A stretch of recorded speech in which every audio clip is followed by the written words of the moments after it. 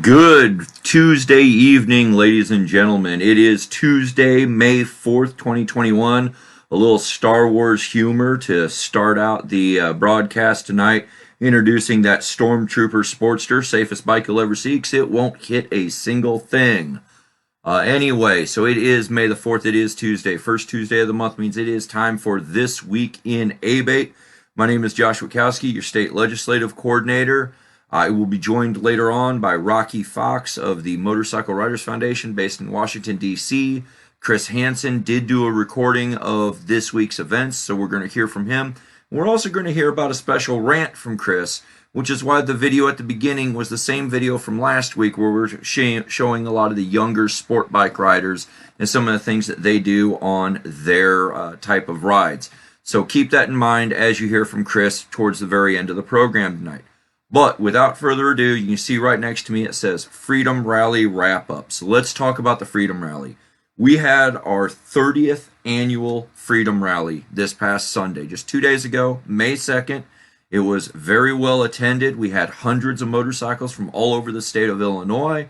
We had people from Chicago, Wisconsin, Iowa, lots of good people from all around.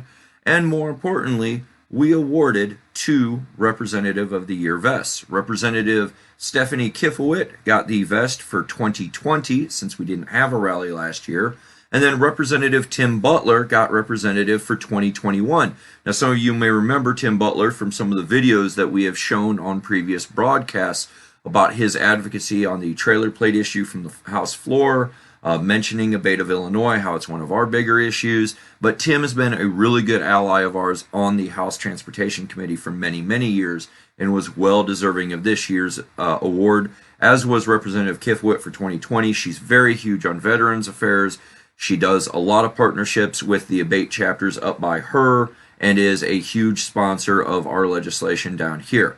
We will hear more from them next week. When I have Chris on board next week, we're going to talk more about Freedom Rally, but we wanted to let you know what was going on out there because you've seen some of the videos, some of the posts on our Facebook. And then don't forget, Senator Terry Bryant got Senator of the Year for 2021. We surprised her with that vest yesterday, live broadcast from out in front of Obed and Isaacs. Definitely check out the broadcasts of these so you can hear directly from these representatives and senators and what they mean to us or what we mean to them. Having said that, let's move on to everybody's favorite topic out there.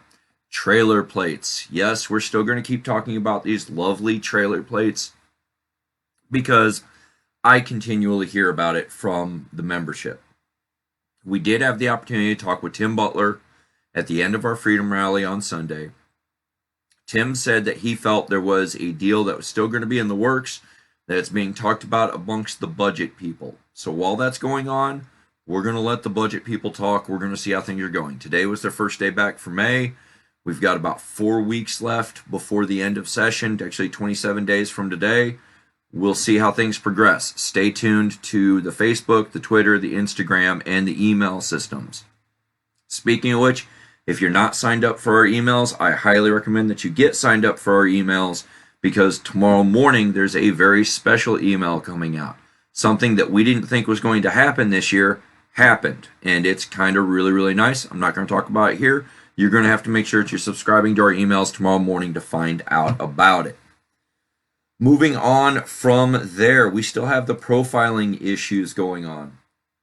So if you were at the Freedom Rally on Sunday, you heard me talk about the Illinois Gaming Board still targeting legal businesses and threatening their business because they choose to cater to certain motorcycle clubs.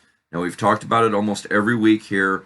There was a subject matter hearing last week with the Gaming Board. Unfortunately, this issue did not come up, so we are going to be turning up the heat. I'm hoping to still catch enough time either tonight or tomorrow to write the letter that Ryan and I have talked about writing, and we are going to send it to the Illinois Gaming Board by the end of this week, basically calling them out for their enforcement actions and how that is all going. But in addition to our local profiling bill, House Bill 2617, still sitting on second read in the House, we're going to be working that one out with the Illinois State Police over the summer. We have a national profiling resolution. And I thought, who better to talk about that than somebody who is right on the front lines, who is instrumental in getting it introduced, and we're going to let him talk about it. So I'm going to bring on right now Rocky Fox from the Motorcycle Riders Foundation out in Washington, D.C. Good evening, Rocky. How are we doing out there? I'm doing great, Ski. Thank you for having me. I appreciate the invite. There is no one better to talk about motorcycle profiling in Washington, D.C. than me. So I appreciate you turning it over to me and let me chat with the folks in Illinois. So first, just real briefly, for those who are unaware, the Motorcycle Riders Foundation is a national advocacy organization for the street rider. It is the voice of the street rider in Washington, D.C., and it is built really from the ground up. So most of the funding and most of the kind of initiative comes from the state motorcycle rights organizations, like A.B.A.T.E of Illinois, kind of like all the other A.B.A.T.Es around the country. And I know the people in Illinois know this, but kind of the Midwest, the Upper Great Lakes, are really kind of the sweet spot for motorcycling, but also motorcycle advocacy. So it's great to be with you because I'm kind of with the people that drive the agenda and actually move the needle here in Washington, D.C. So a little bit about me. I was brought on by the Motorcycle Riders Foundation in December of 2018, originally just as a short-term type of deal as they were in transition from a previous lobbyist and figured out what to do. So been with the organization for over 2 years now. And one of the main kind of directives that I was given from the board of directors at the MRF was to tackle the profiling issue. So listen, I hear it from motorcyclists in California, from Florida, New York, it doesn't matter where, that they feel like they are being targeted by law enforcement because they're either riding or because of what they're wearing. And the MRF, for I'd say before my time, but at least the last 6 years, have been really focused on this issue.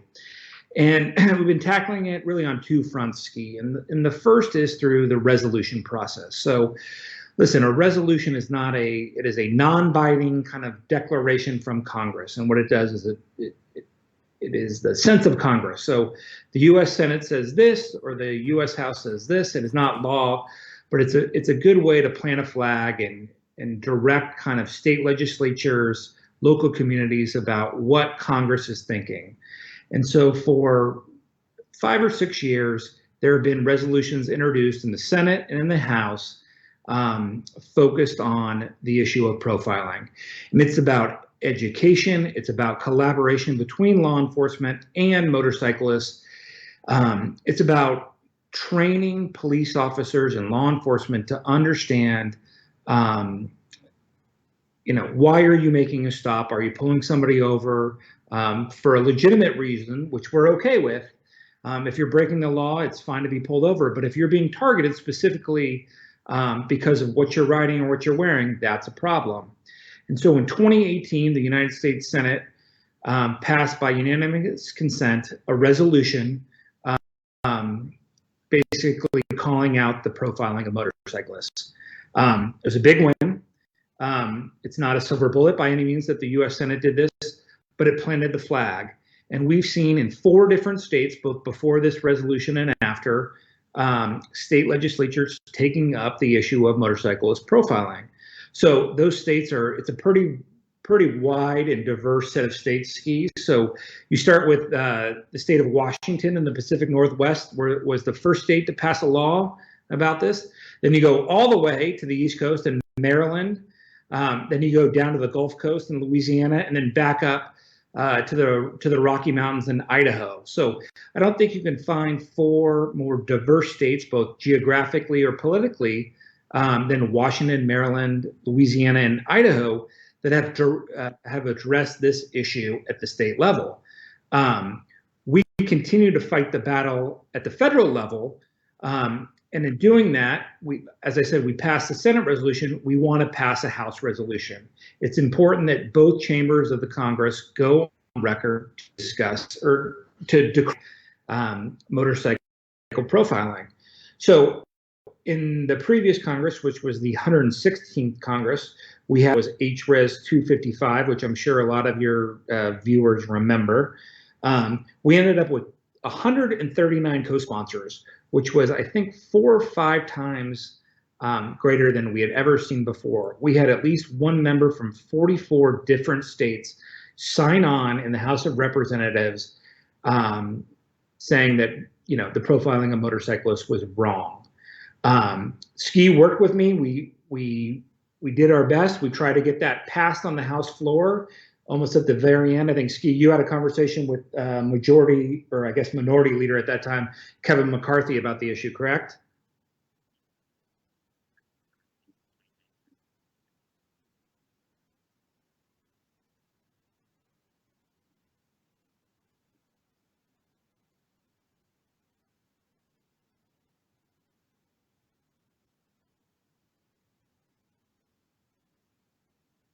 It didn't happen, and it's unfortunate. It's extremely frustrating. But listen, Rome wasn't built in a day. So last week, Congressman Tim Walberg, who is a biker from Michigan, he's from kind of south central Michigan, he reintroduced the resolution again in the House. And one of the things we've always tried to do is make this a bipartisan issue, right? Motorcyclists aren't Republican, or they aren't all Republicans, they aren't all Democrats.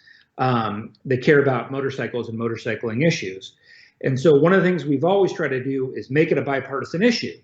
And for the last 3 Congresses before this, we had 2 Republicans as original co-sponsors on it and 2 Democrats as original co-sponsors. An original co-sponsor, which I'm sure most of you know, is just the person who jumps on from the very beginning and actually has their name on the bill, the actual formal printed bill. And it had been the same 4 guys for about 6 years. Well, one of those gentlemen lost his election. It was Colin Peterson, was a Democrat from rural Minnesota, and he lost his election. He had been in the House of Representatives for almost 30 years. He had been a friend of motorcycling, and he lost his election, unfortunately. So we lost a Democrat, and we needed to go find a Democrat. And one of the things that I know, just working with Ski and working with the other guys in Illinois, is that the guys in Illinois have great relationships with their members of Congress. And there are a lot of Democrats in Illinois. Is that right, Ski? At least, Congressman, there are a lot of Democrats for me to look for?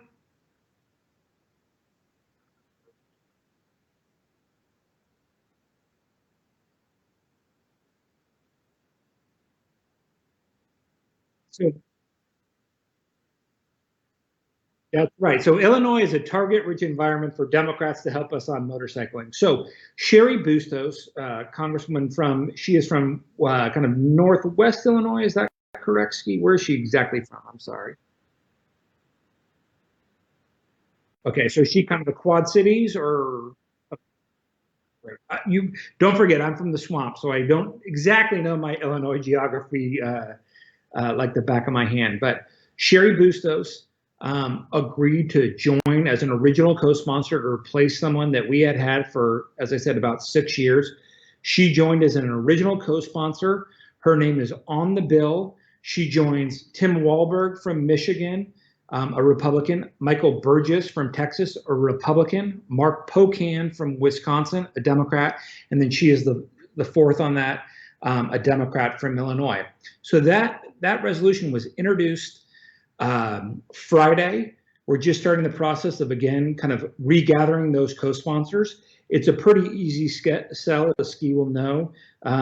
If you have a congressman that was a co-sponsor previously and you don't change the language, it's really easy to go to that staff and ask them to jump back on again. So we think that we should get about 100 to 115 co-sponsors. I wouldn't say immediately, but in the next month or two, everybody that was on it before will jump on it again. And one of the reasons why the resolution is so important, even though it's non-binding, and just a sense of Congress, it really plants the flag on this issue. And what we found is when you get a congressman that will say yes, like a Sherry Bustos that will say yes on something like this, or Rodney Davis, who said yes and has been a longtime co-sponsor of it. When you go back to them and you address the issue of profiling in a legislative way, they're more receptive to it because they understand the issue, because you kind of dipped your toe in the water on it, and you brought them around to your position. So we've had this resolution, we stake it out there, and then we build on it. So just to kind of extrapolate this a little bit, in the highway bill, which is it's technically the Surface Transportation Reauthorization Act, which has to be approved every 5 years by Congress, which they tend to delay and kick the can on.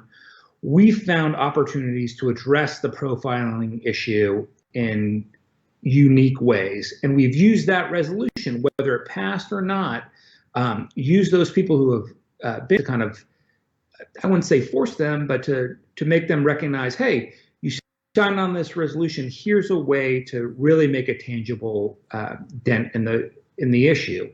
And so we did it in two ways, just in the highway bill, real quick. I know we want to be quick here, but first was in 2015, there was a section added to federal law that banned states from using federal money for motorcycle-only checkpoints.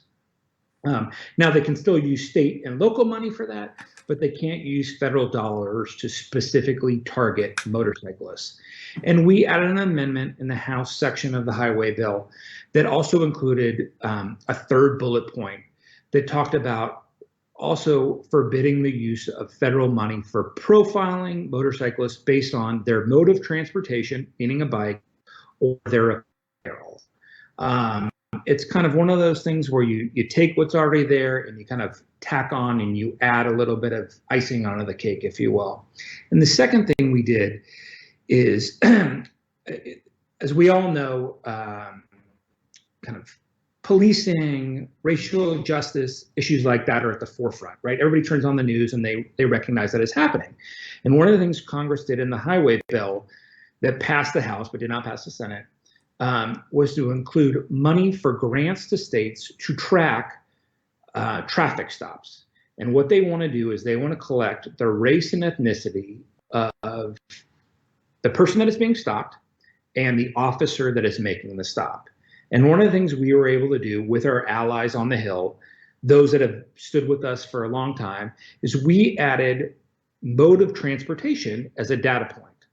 And what that does is, if you're gonna track who you're pulling over, right? Whether you're pulling over an African American motorist or a Hispanic motorist, and you're a white cop or you're a Hispanic cop or whatever it may be, and there's kind of a checklist that you have to fill out. One of those boxes, in theory, will be the mode of transportation.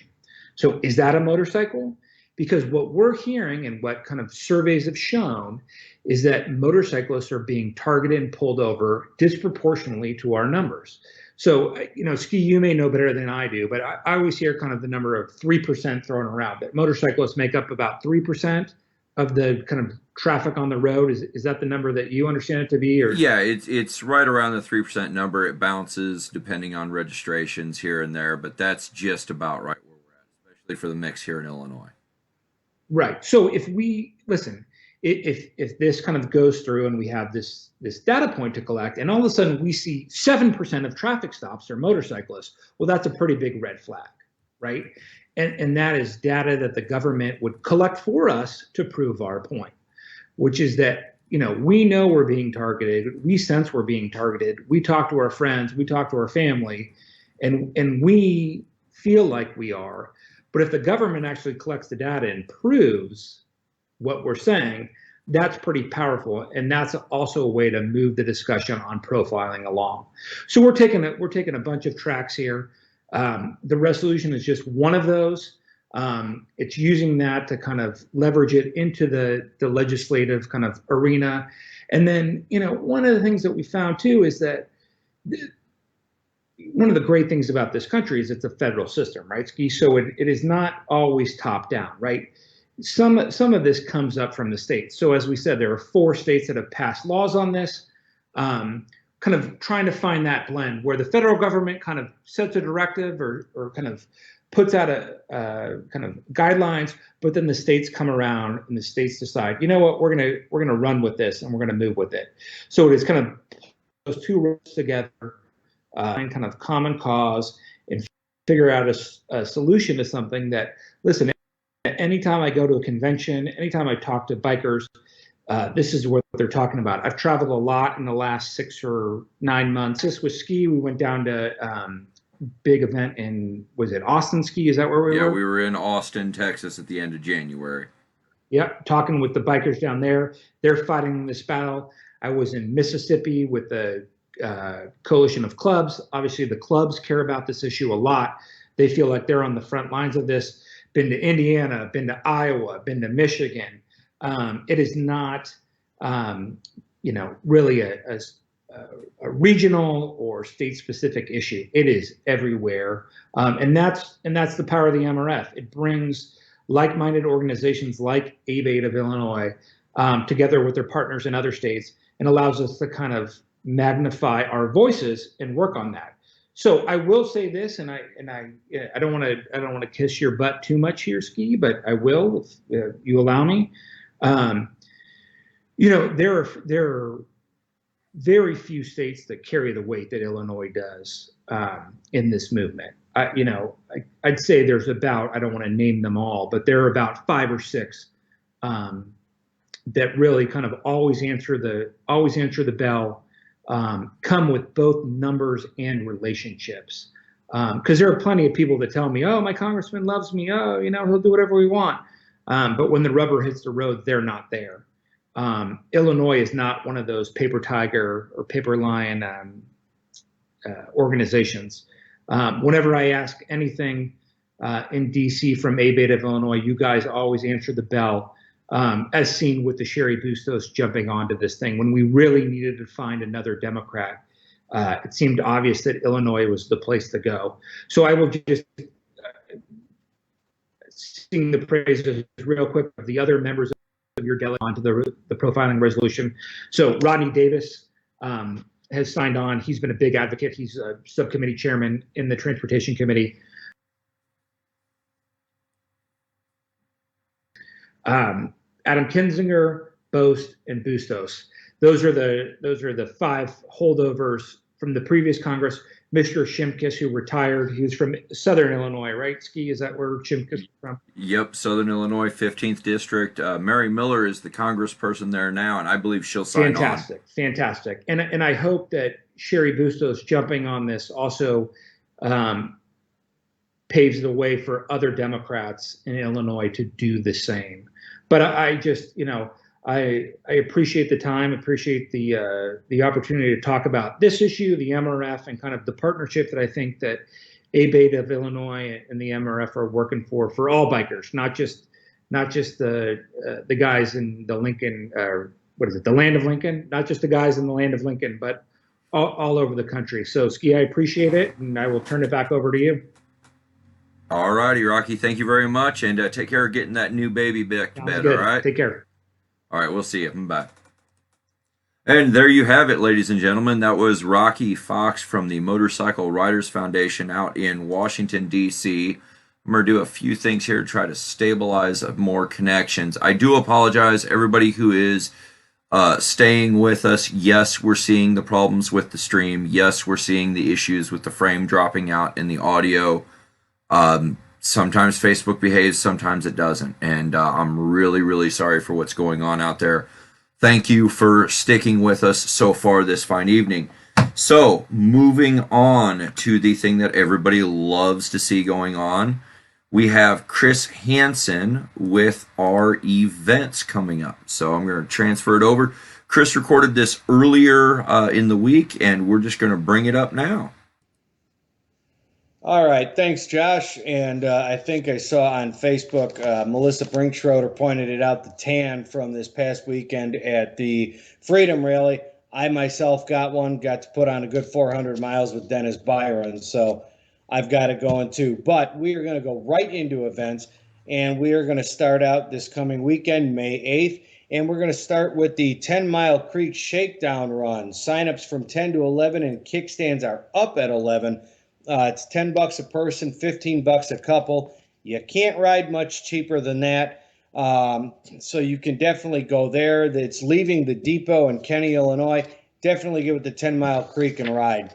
But if you're not in that area, what you can do is you can get over to the Open Roads Windshield Wash, and that is also on the 8th. It's a Casey's General Store and Sandwich from 11 to 1. And what they do is they wash the windshields of cars that come in, and they let motorists know, hey, motorcyclists are back on the road. So Pay attention, open your eyes. This is strictly to promote the awareness of motorcycles and off-road vehicles everywhere during Motorcycle Safety and Awareness Month. So get out there and support them. Also on the 8th, the Duquesne chapter has got their Motorcycle Awareness Day, and we are going to be at the intersections of Route 47 and 64 and Route 47 and 38, teaming up with the Kane County Sheriff's Department and the Elburn Police Department, promoting that motorcycles are back on the roads during Motorcyclist Awareness Month. And if you decide to ignore us and ignore our signs, you're going to get to have a friendly chat with one of our county sheriffs or our local police officers saying, here's why you should put your cell phones down or whatever else you're doing that is distracted driving. After the fact, at 2 o'clock, we're going to head over to Knuckleheads, who's a huge supporter of A.B.A.T.E of Illinois.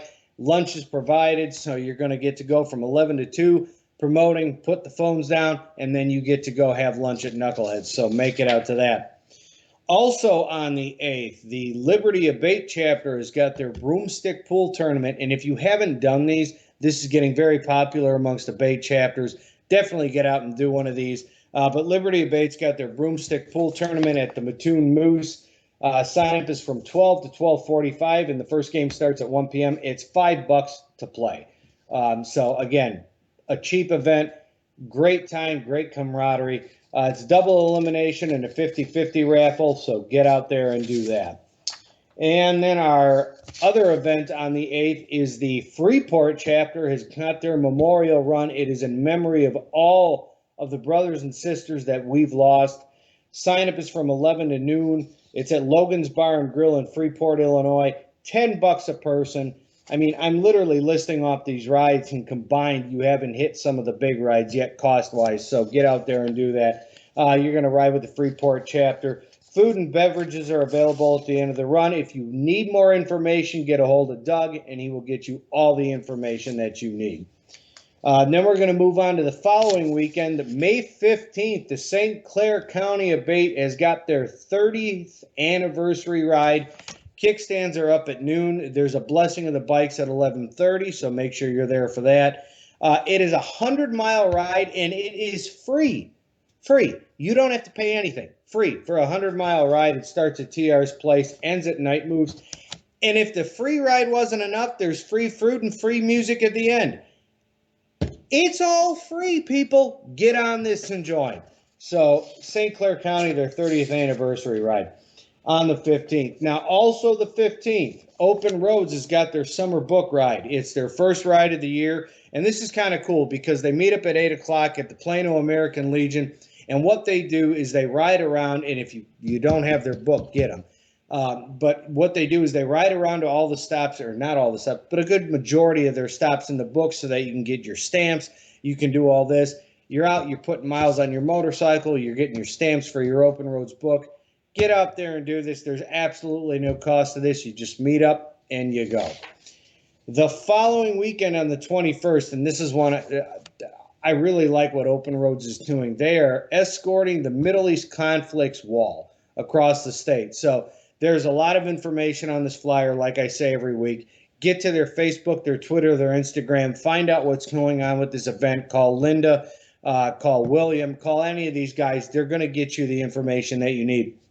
But basically, you're going to start at the Mississippi Mississippi Rapids stop, and you're going to escort this thing across the state. And there's multiple stop points. So if you can't be there at the beginning, you can meet them along the way.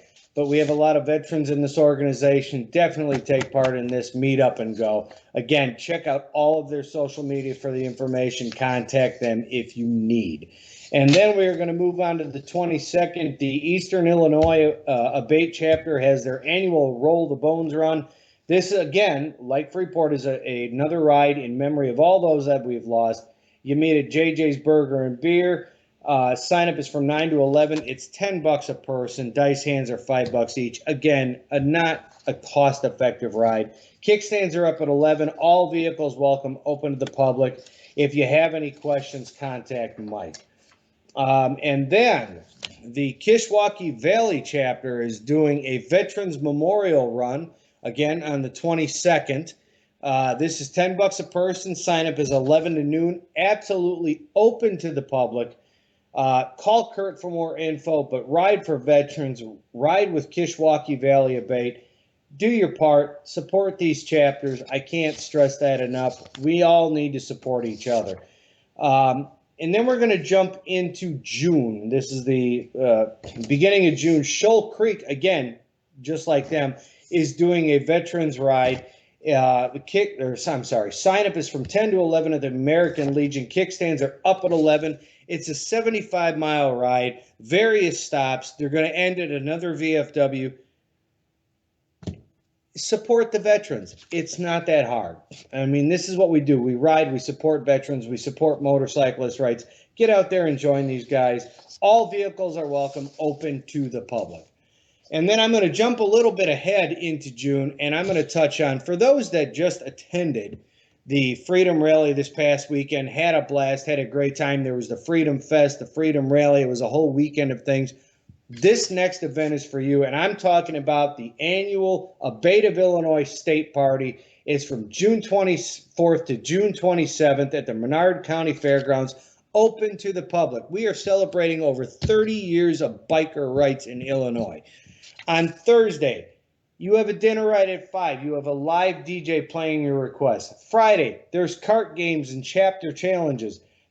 There's music, and the same thing goes into Saturday. More games, more music. I mean, this is a whole weekend of things. You can see all the info there. There is prices for ABATE members, prices for the general public. And there's no pets, there's no guns, and there's no attitudes, which is fine because we can all live with that. But get out and support ABATE, celebrate us. And I saw it on Facebook today. It was great. It said, you're going to come down, you're going to have a good time, but you might not remember it. That's what these parties are great about. Get out and support ABATE. And Josh, it's back to you.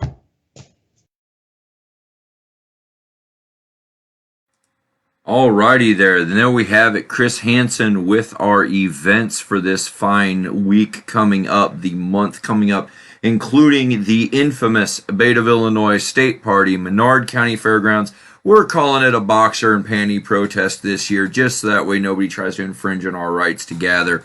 Who knows, we may even burn some of those bras and boxers to help start some of those lovely fires that we like to have.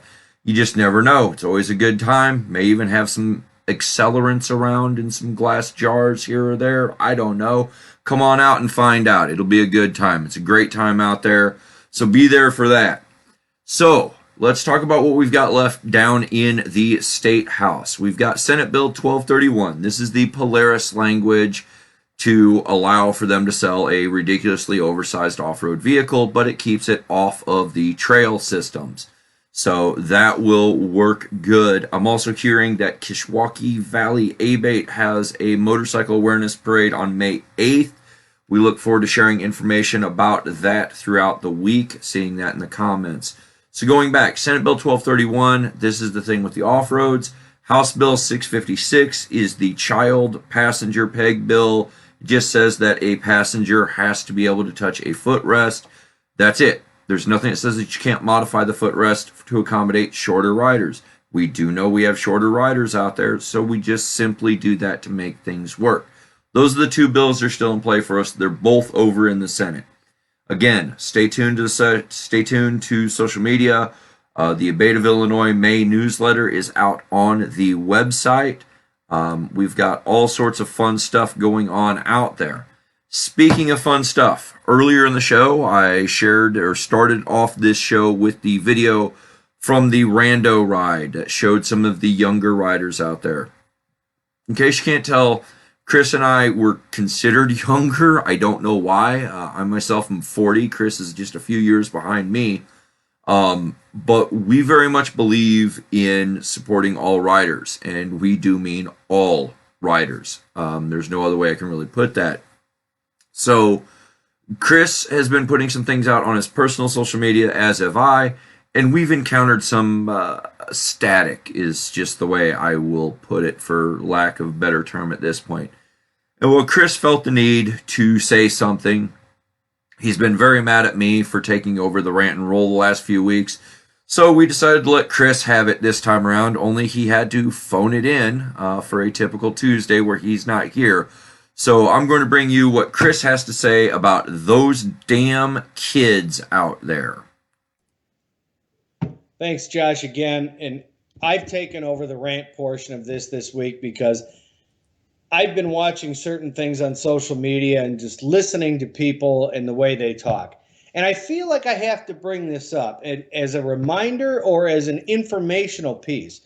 Yes, A.B.A.T.E of Illinois covers cruisers. We deal with Harley riders and Yamaha riders and BMW riders and everything else under the sun that are all cruiser riders.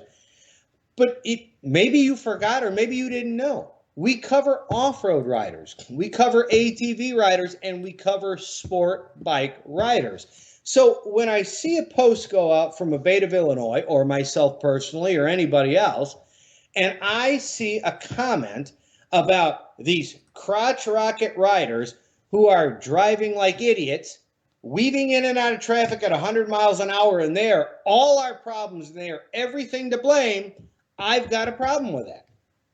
Understand something about these sport bike riders, which is what you should be calling them. They're not crotch rockets. They're not Jap bikes. They're not rice rockets. They are sport bike riders, and A.B.A.T.E of Illinois represents them. Understand something. I've watched these groups like Chicago United, like Josh has talked about numerous times over the last this whole year. They are more passionate about riding than 90% of the groups I've seen. They ride more miles than I'm willing to bet most riders do in a year because they are excited to own a motorcycle. They are excited to ride in groups. Sure, you have one person out of a group that makes a problem. I see it. Every group has that person. But here's the problem. When you start grouping everybody into that one person, you are half the problem. Let me put it to you this way. So you all gripe, myself included, about motorcyclist profiling. I gripe about it all the time. Follow my social media. That's all I yap about. But if you are going to group everybody into one thing, you've got one guy, say he comes into a bar, he wrecks something, and he's wearing a vest. Now all of a sudden everybody's bad. You can't do the same thing when it comes to sport bike riders. These kids are out. They're doing charity events. They're giving things to the homeless. They're working. You can't do this to them. And when I see a comment that says that sport bike riders are the reason that we have all the problems as motorcyclists, I get livid. I get angry.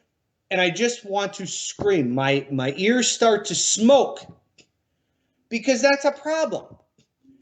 Again, I can find you just as many Harley riders who ride like a bunch of idiots as there are sport bike riders. It does not matter.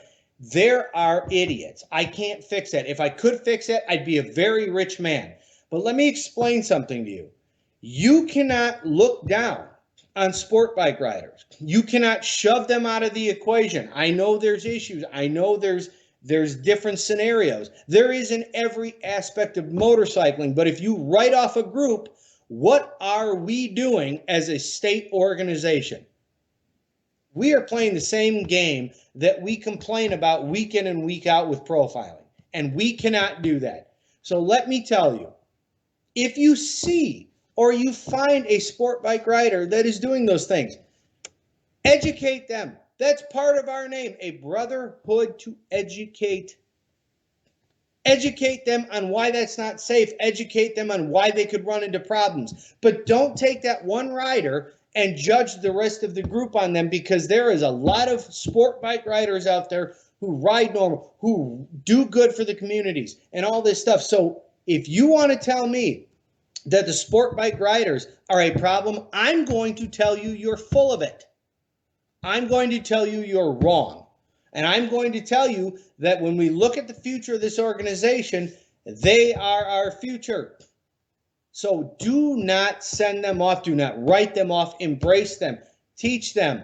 Bring them into the fold and say, here's what we do for you, Here's what we do for the rest of the motorcyclists in Illinois. Stop writing them off as problem children. I cannot stress that enough. Thank you, Josh, for letting me have this time. Back to you to finish it up. And there you have it, ladies and gentlemen. Our public relations coordinator, Chris Hansen, talking about those damn kids. And you know, it is very simple. Yeah, you may want to call them one thing or another, but the fact is they are the future. And it is our responsibility as riders preserving this thing that we love to bring them along. And I'm going to tie that into what you see right next to me, A.B.A.T.E for all. I added something while we were playing that pre-recorded slot. If this works, it's going to be great. If not, I'm wasting a lot of time here. Sorry about that. Anyway, so we had events this weekend. We had our Freedom Rally in Springfield on Sunday. We also had the Freedom Fest down in Taylorville. And Lincoln Land A.B.A.T.E and Mid-State A.B.A.T.E did that. And something really cool happened at that event. We had people come to the event that you normally wouldn't see at A.B.A.T.E events. And one of those people, one of those crews is Disturbing the Peace out of Chicago. Some of you have heard me talk about them before. I've been friends with them for the last 3 years or so. They came down to the event, and I want to play for you part of a live video that we did. And the reason why I want to play this is I believe wholeheartedly in A.B.A.T.E for all. We represent all riders, period. And I want to show you what can happen when we truly embrace that philosophy and we treat everybody equally and with respect and welcome everybody in as a brother or a sister. So hopefully this is going to work when I bring this over. But I'm going to play to you and let you hear directly from Dre from Disturbing the Peace at this event over the past weekend. We got Dre here with Disturbing the Peace out of Chicago. He's one of the best guys I met all weekend. So you tell us, you come down from Chicago. What's it been like here for you, man? It's been really amazing. Everybody has been so welcoming. I have never been to an event where everybody has been so welcoming, dude. Man, everybody's so hospitable. I don't even know how to act. This has been great. One of the best events I've ever been. I've been around the whole country. This is one of the best events I have ever been to, man. This is just great, man. Just being good guys like this and these guys right here, dude, it is fantastic, man. There you go, man. So there you have it. Yeah. And there you have it, directly from the man's mouth, how he felt welcomed, how he felt invited, how it was one of the best events he'd ever been to, even though he's been all around this country to various events. That's the power of what we do when we work together in the spirit of cooperation. I see some comments going on down there in the thread underneath, talking about educating other riders and that. Yeah, it's important that we educate, but let me ask, when we educate, are we preaching? Are we complaining? Education can be done numerous different ways. One of the things they teach us as motorcycle safety instructors is the various ways to educate people. Treat people like you want to be treated. That's the easiest way to go about this thing. And when we do it right, it leads to really cool moments like that. I was really happy to see that. I was happy to see people. Dre and Greg had never met before in their lives. Yet by the end of 2 days, they were just having a blast. Sonia, I see you commenting down there about how much fun you had camping by them. Yeah, it was just a good time. And it's a good way to bring more new members into the fold, which, by the way, we are up big this month in membership. I'm not going to say how big. I never like to talk numbers, but we're up big. And that means that what we're doing is working out there. So we're counting on you to carry this on. A.B.A.T.E for all. Everybody. Nobody gets left behind. We work for every rider, regardless of what they ride, regardless of who they are. We work for everybody. Having said that, let's go into the wrap up here. Give me just one moment. Alrighty here. So, questions that I saw while we were out there. People asking whether they need to file witness slips yet on House Bill 656 and Senate Bill 1231. No, we do not need witness slips at this time. When we do need witness slips, we will put out a call to action with a direct link to where we can file those slips at. Other things going on out there. I know I saw one more. Give me one moment here. Asking about trailer plates. Trailer plates were covered at the beginning of the broadcast, but the basic gist is we expect that there's going to be negotiations going on amongst the budget people. We're going to let them handle it for a little bit, and then if we feel the need to get involved, we will get involved. Outside of that, I don't see any other questions or comments going on. I'm going to pause just a little bit here. I know we've had a lot of technical issues tonight. I know we've been running about a 1 minute delay, give or take. Working on fixing it. Just basically, Facebook is doing some new monitoring stream stuff where they don't like some of the ways that we're encoding our stream. I'm trying to get it fixed. That's also what causes the audio to drop out, is when I'm changing settings. Sometimes I lose a little bit of audio, especially from my microphone. Thank you to everybody who stuck with us tonight for this elongated and incredibly laggy broadcast. Hopefully it'll be better next week. Remember, we will be back Wednesday next week. So it will be Wednesday, May 12th, 8 o'clock. Myself and Chris will be here. We hope that you will be too. Until then, everybody have themselves a wonderful evening.